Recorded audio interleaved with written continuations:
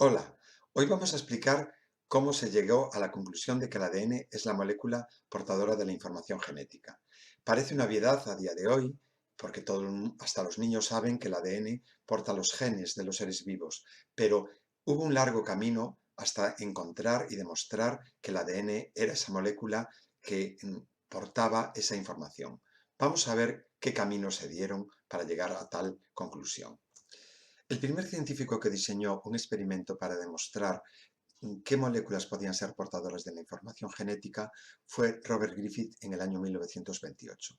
Él trabajó con dos tipos distintos de Streptococcus pneumoniae, dos cepas, una rugosa, que era no virulenta, y una lisa o smooth, que era virulenta. ¿Qué significaba esto? Pues significaba que cuando se introducían estos estreptococos en las ratas, si la cepa era la no virulenta, los ratones seguían vivos. Mientras que, sin embargo, cuando se inyectaba en ratones la bacteria virulenta, esta se moría al poco tiempo.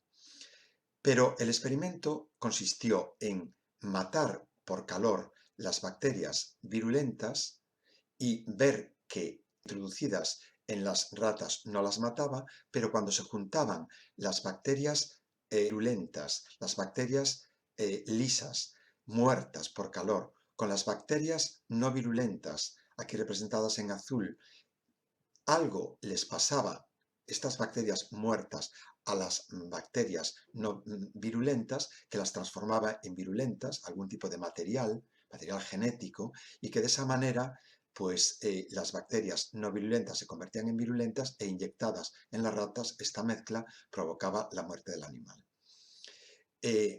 Robert Griffith no llegó a la conclusión de cuál era el elemento que provocaba esta transformación. Realmente él no estaba sabiendo que lo que estaba ocurriendo era una transformación bacteriana, por la cual fragmentos de ADN bacteriano de las bacterias virulentas, aunque estaban muertas, eran captadas por las bacterias no virulentas y por lo tanto había ese agente transformante que las convertía en virulentas y provocaban la muerte del animal. Fueron Avery, MacLeod y McCarthy en el año 1944 los que llegaron un poco a la conclusión de que este agente tenía que ser el ADN, aunque ellos no demostraron que el ADN fuese el agente que albergaba la información genética. Esto se debió a Hershey y Chase.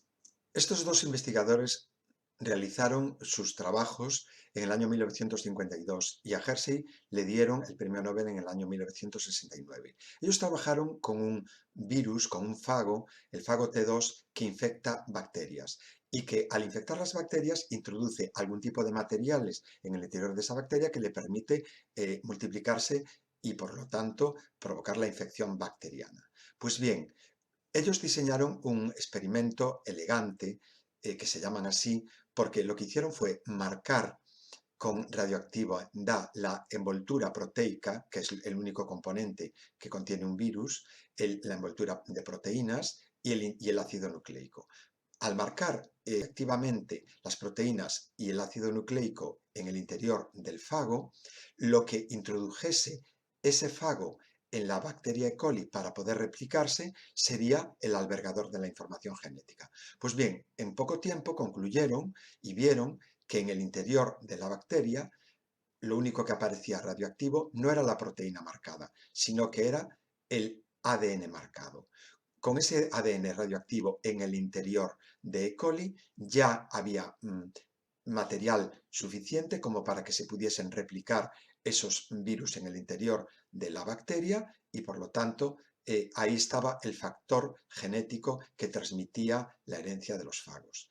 Y de esta manera concluyeron que lo que penetraba en el interior de la bacteria era el ADN y por lo tanto el ADN era el factor que albergaba la información genética. Este fue el experimento que les hizo merecedor del premio Nobel a Hershey. Biddle y Tatum también fueron dos científicos muy importantes a la hora de justificar y entender un poco cómo funciona el ADN. Sus trabajos se remontan al año 1941 y trabajaron con el hongo Neurospora crassa y con distintos mutantes que ellos inducían en el hongo normal, pudieron comprobar que si bloqueaban algún tipo de rutas, pues bloqueaban la síntesis de un enzima. Y de ahí salió la famosa frase de un gen, un enzima. O sea, un gen es el fragmento del ADN que codifica un enzima. Luego eso fue sustituido por un gen es el fragmento que codifica para un polipéptido, porque no todas las proteínas son enzimas. Pero bueno, esto quedó a día de hoy muy superado porque hoy en día definimos gen como la unidad de transcripción y esto lo veremos más adelante. Pues gracias a los trabajos de los científicos anteriormente nombrados, pudimos llegar a entender un poco cómo funciona la transmisión de la información genética. Y Jacob y Monod aportaron un dato muy importante porque si el ADN está en el núcleo, pero se sabía que la síntesis de proteínas se realizaba en el citoplasma y el ADN no podía salir del núcleo, alguien tenía que transmitir esta información genética. Sabemos hoy en día que esta molécula es el ARN y se lo debemos a Jacob y Monod. Entonces, a partir de aquí se estableció lo que es el dogma central de la genética molecular, el dogma central de la biología o lo que se llama el flujo de la información genética, por el cual el ADN se replica y se convierte en ADN para copiarse y para poder transmitirlo a las próximas generaciones celulares. El ADN se transcribe por un proceso denominado transcripción RN.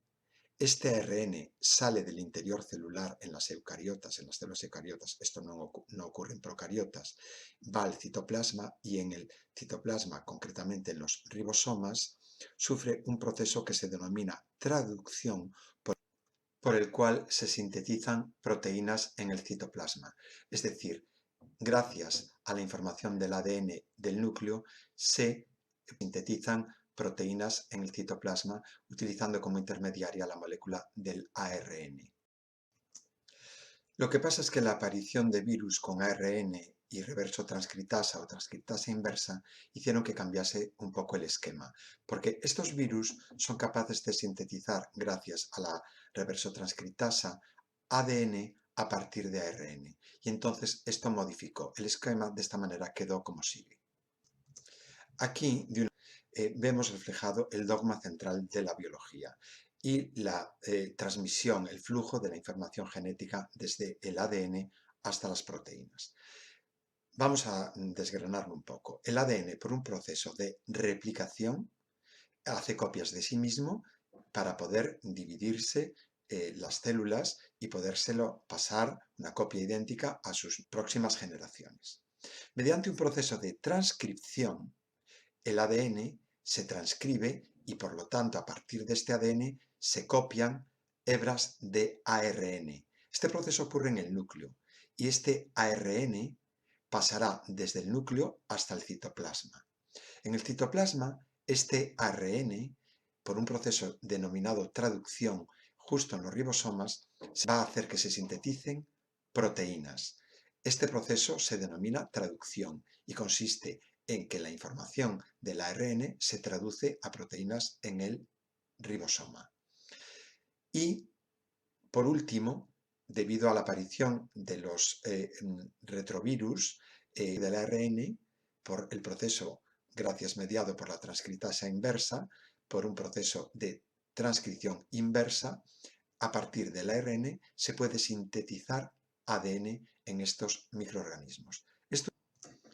Esto es, por lo tanto, el dogma central de la biología y es la manera en la cual la información genética fluye desde el ADN hasta la obtención de proteínas. Y esta idea del dogma central de la biología y este esquema fue propuesto por Crick, que recordaréis que compartió premio Nobel con Watson por el descubrimiento de la doble hebra.